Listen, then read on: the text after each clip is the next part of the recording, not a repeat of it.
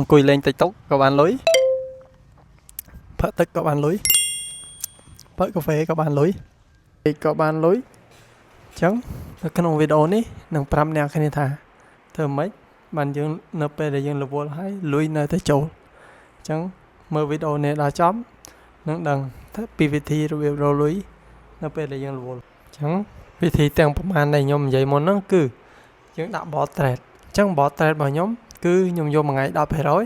ខ្ញុំអត់យកច្រើនទេមួយថ្ងៃ 5% ទៅ 10% អញ្ចឹងលុយ 100 យើងអាចយកបាន $10 ឬក៏ $5 អញ្ចឹងវាតិចមែនតើប៉ុន្តែវាសុវត្ថិភាព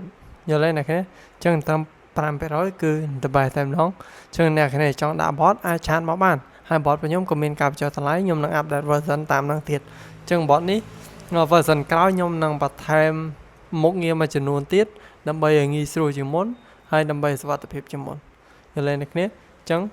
យើងមានន័យច្រើនទេតាក់ទងនឹង bot trade គឺថ្ងៃនេះគឺយើងចំណេញ